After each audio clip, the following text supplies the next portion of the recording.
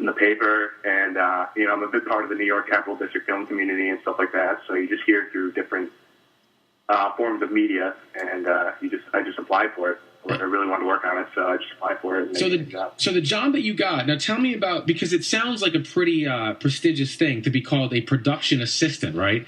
Tell me about all the. I mean, you got rich off this movie, right? Obviously, you got rich, and you were just living it up. Like you had your own special special RV and trailer, and occasionally Ryan Gosling would come in and he would he would give Let's go out for a drink, bro. Yeah, he would take you out and stuff like that. So it was all glitz and glamour, I would assume, right?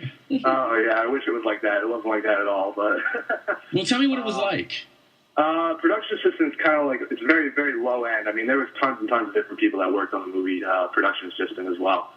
It's basically like the grunt work, pretty much. I did a lot of the stuff that the higher-ups didn't want to do. So, I mean, that means like when we're shooting, I was in charge of doing crowd control, lockups, traffic lockups. I was watching equipment and stuff like that when a lot of the other crew members would go to lunch and stuff like that. I was doing a lot of the stuff that other people didn't want to do. And I mean, they paid me for it, which is pretty nice because a lot of film jobs you don't even get paid. Really? So you got money. Well, you were telling me too, like when we talked about this a couple weeks ago, I was fascinated. I'm like, wow, production assistant. You're 21 years old. He's like easy. Yeah, hold on. Like, it's called a PA. There's a. And I'm a peon. Yeah. There's haves and then there's have-nots, right? And there's a line that divides the two, right?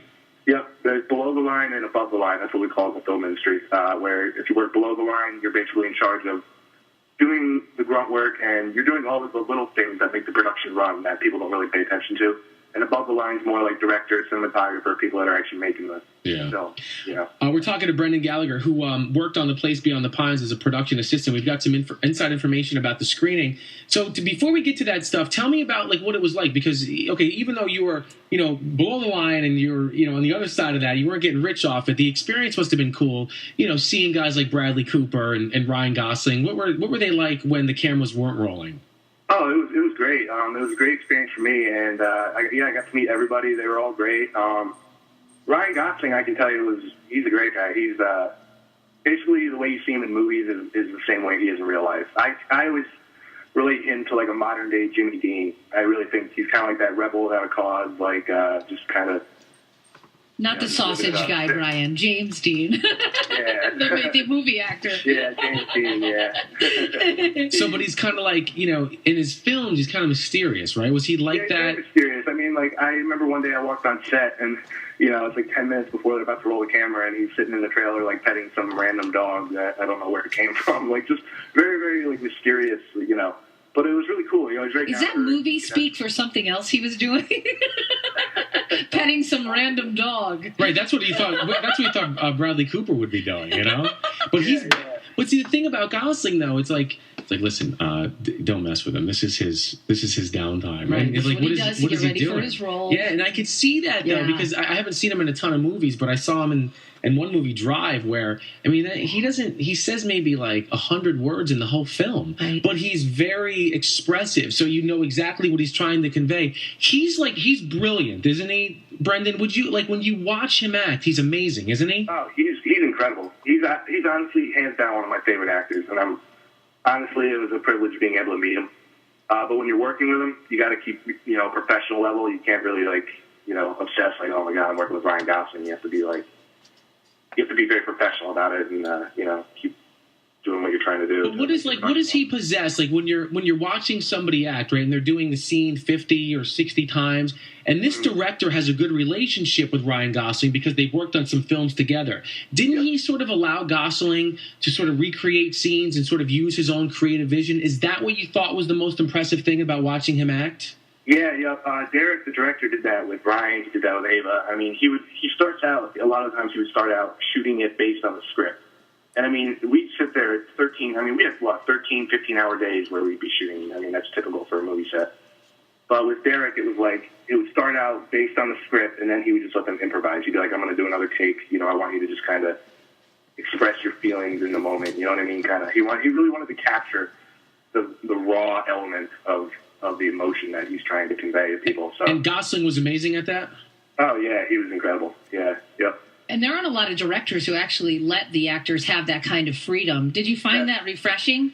Yeah, I did, yep. Derek's he's very artsy, he's very artistic, and he's very independent. So, you know, when you work on independent films, there is that sort of breath of fresh air where you don't have the industry breathing down your back telling you how to make the movie, you know, for revenue and all that. It's more based on the art value of it. So. Brendan Gallagher worked as a production assistant on The Place Beyond the Pines. There's a special screening that's going to be coming up. We promise you we're going to get to the details on that in a second. But it's just fascinating, though, because, I mean, these are some of the biggest stars on the big screen. Right so now. Tell us about Bradley Cooper, what he was like when the cameras weren't rolling, and then sort of like when you watched him act, you know, what kind of a feeling did you take away with Bradley Cooper? Yeah, Bradley Cooper was great, too. He was very focused, very determined to play the character. In the movie, he plays a cop from Schenectady. He's basically in charge of hunting Ryan Gosling down on his bank robbing feud that he's going on.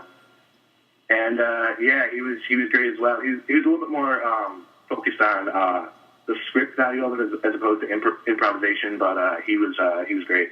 I heard when he was here too, he really like got into his character. I heard he spent a lot of time with the Schenectady Police Department off screen. Like he was really getting to know his character. Did you see that work ethic in him?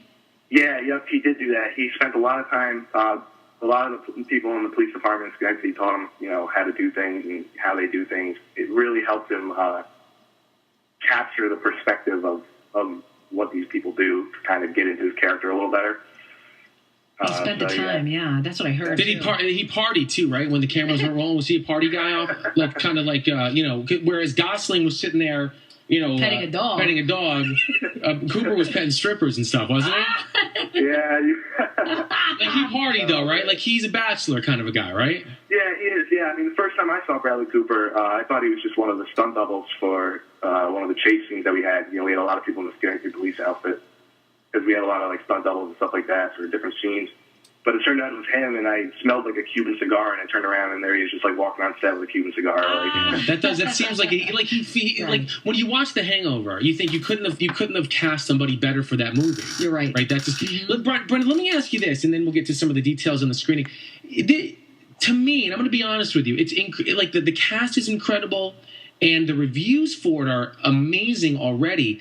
It doesn't seem like the kind of movie that the average person would see a trailer for and think, oh my gosh, I got to go see Place Beyond the Pines. Do you kind of get that feeling too? Yeah, it really is. I mean, it's an independent film, and that's really the big thing. It's not going to be hyped out like the new Transformers movie or something like that. Mm-hmm. It's not right. G.I. Joe, like G.I. Joe, like right. Jumps out at you. Not that I would ever want to see that, but something like the new the Jackie Robinson movie. Yeah. Okay, that looks amazing to me. Like when they put that with the Jay-Z song, and I see the trailers for that, it makes me it sort of evokes emotion. Place Beyond the Pines. While I know it's going to do really well, I'm wondering if it's going to have like mainstream, widespread appeal to be like a box office hit. Yeah, they're definitely working on it. I mean, I don't know if it's going to be a box office hit, but it's definitely going to be. It's definitely going to have great reviews. It's already gotten some great reviews. It just got released today in 4 different theaters, 2 in New York City and 2 in Los Angeles. And April 12th, it's supposed to have a wider release where it's going to open in a few more theaters. I mean, the film was made a little over $1 million. It's pretty low budget for movies. So it's very independent. And really, the one thing I can relate it to is Derek Cianfrance, the director of the film. Yeah. His first film, Blue Valentine, which people say is amazing.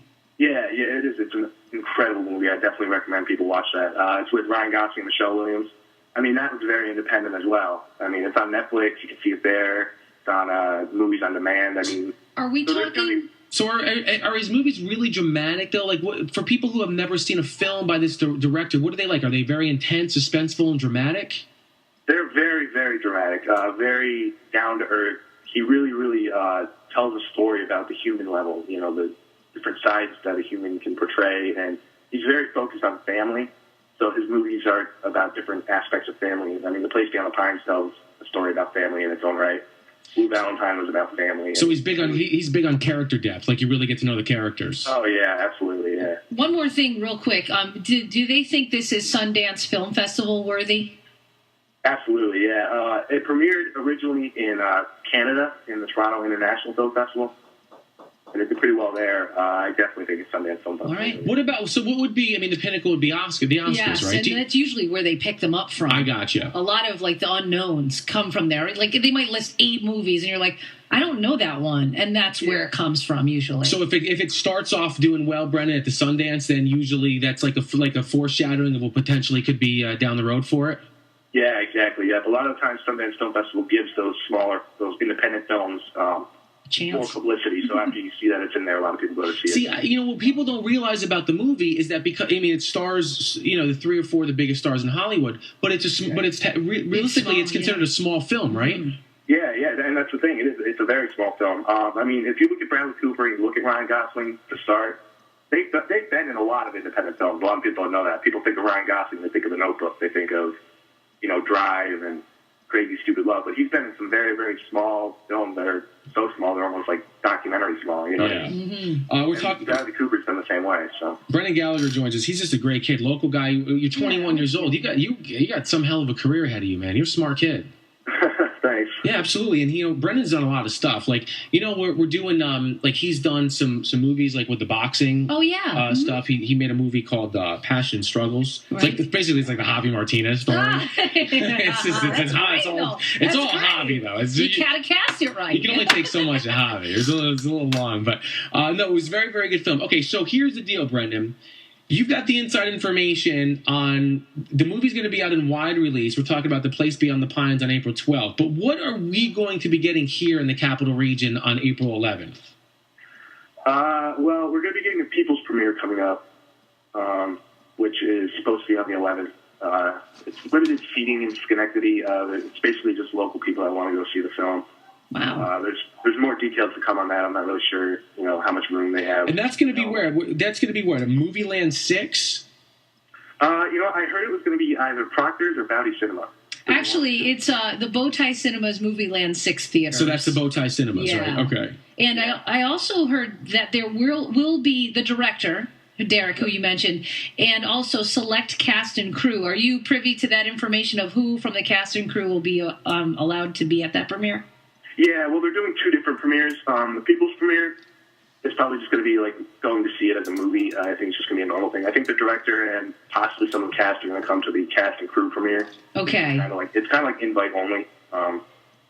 I see. Will you be able to go to that? Yeah, I probably would. I'm not sure if I'm still in school and stuff like that, so I'm not sure if I'm gonna. I think you'll be able to. I think you'll be able to get class off to go hang out with Ryan Gosling and stuff like that. You watch boxes for what, 6 months? It's about time that they let you watch the movie.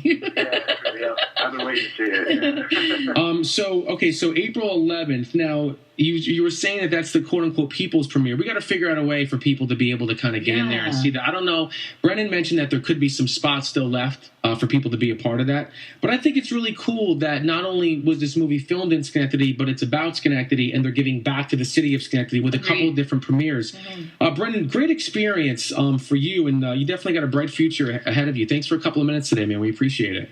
Yeah, no problem. Thanks Brendan. You got it. It's Brendan Gallagher. He's a talented kid, I like that guy. He's really good. He's great. All right, so the details are this, okay? Here's what we have, yeah. All right, there'll be exclusive engagements in New York and L.A. That starts beginning March 29th. And then... That's today. That is today, yeah. And he said in 4 theaters, 2 in New York and 2 in L.A. Okay, and then it'll open up in select cities on April 5th.